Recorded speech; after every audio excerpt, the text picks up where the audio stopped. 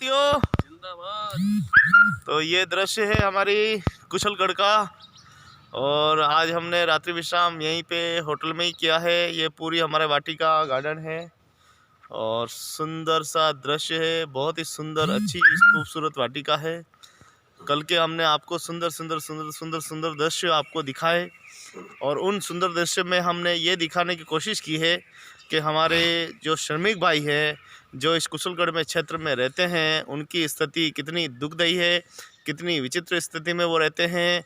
उनको संसाधन नहीं है, पानी, बिजली, रोड जैसी कोई सुविधाएं उपलब्ध नहीं है। उसके बारे में भी हमने आपको विस्तार पूर्वक जानकारी देकर बताया। आज हम फिर एक नए गांव में जाएंगे। यहाँ से सज्जनगढ़ जो एरिया है, वहाँ पे हमारे संगठन के लोग आज मिलेंगे और उनसे बातचीत करने का हमको मौका मिलेगा। उनकी जानेंगे क्या है उनकी समस्याएं हैं, स्थायी मुद्दे क्या हैं, मजदूर मुद्दे क्या हैं, उनको सामाजिक सुरक्षाओं का लाभ मिलता कि नहीं मिलता। ये सारी बातें के लिए हम लोग आज उनके साथ में जाएंगे और उनसे बातचीत करेंगे।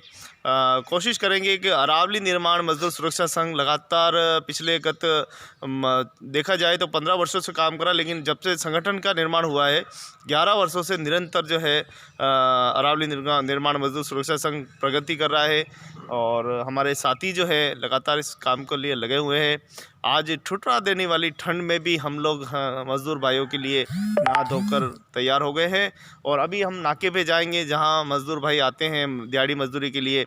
वहां हमने देखा कि छोटे छोटे बच्चे भी वहां काम के लिए आते हैं, उनको भी मेहनत और मजदूरी करनी। आखिर क्या है ऐसी समस्या, आखिर सरकार की देश आज़ादी के बाद भी अभी तक बच्चे जो है थक गए हैं कि बच्चे काम नहीं करेंगे, लेकिन यहाँ देखें कि बच्चे आज भी छोटे छोटे बच्चे जो हमें काम करते हुए दिखाई देते हैं। वृद्धा महिलाएँ काम करती हुई दिखाई देती है, बुज़ुर्ग हमें जो है काम करते हुए दिखाई देते हैं। आखिर ये समस्याएं क्यों उत्पन्न हो रही है, और हमारे जो लीडर्स हैं, यहाँ के नेता हो चाहे हमारे अधिकारी, आखिर वो क्या कर रहे हैं, आखिर उनकी जिम्मेदारी और जवाबदेही क्यों नहीं हो रहा है।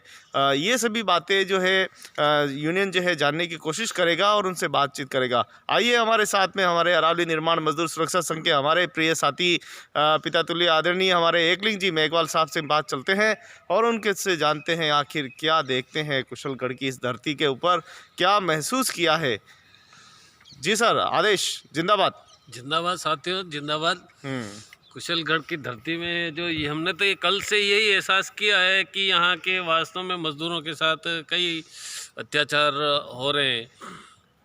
जहाँ जहाँ भी हम गए थे कल, तो वहाँ हमने यही बात सामने उभर के आई। महिला अत्याचार, जहाँ भी प्रवास पे जाते हैं लोग, यहाँ उनको मजदूरी नहीं मिलती है, तब उनको बाहर जाना पड़ता है प्रवास पे। यदि सरकार उनकी व्यवस्था समय पर यहाँ कर दे तो उन्हें बाहर जाने की आवश्यकता नहीं होती है। तो अपने पूरे परिवार के साथ यहाँ से प्रवास पे गए पिछले विगत दिनों, तो यहाँ कुशलगढ़ में के पूरे कई परिवार के परिवार है जो उसके काल के ग्रास बन गए। आज कल हम उन परिवार से भी मिल के आए जहाँ पूरा परिवार एक काल का ग्रास बन गया। क्या उनकी आप बीती देखी हमने, तो पूरे परिवार में एक नन्ही सी बच्ची हुई थी।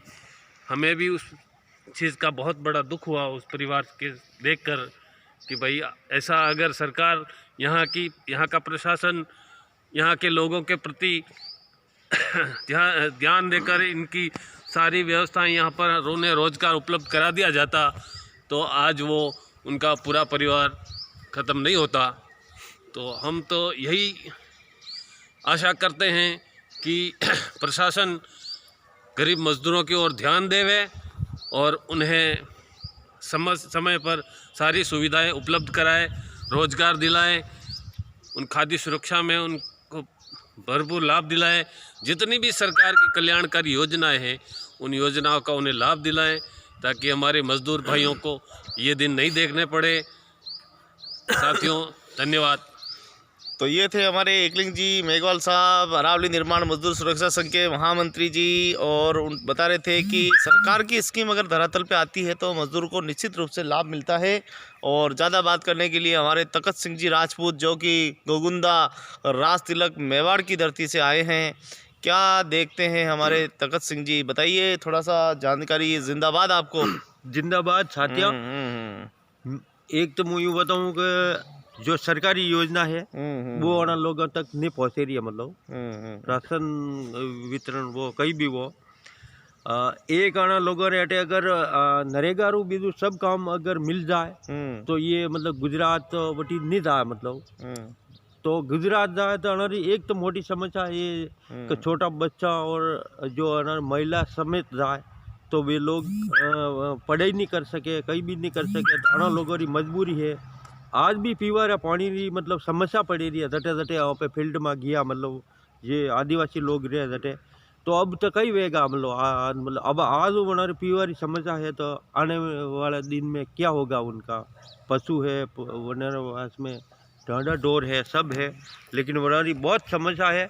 मोतियों कह रहा हूँ मतलब कि अना लोगों ने वाते जो जितने भी अधिकारी है जितने भी नेता लोग है इस अनारे ऊपर ध्यान दो।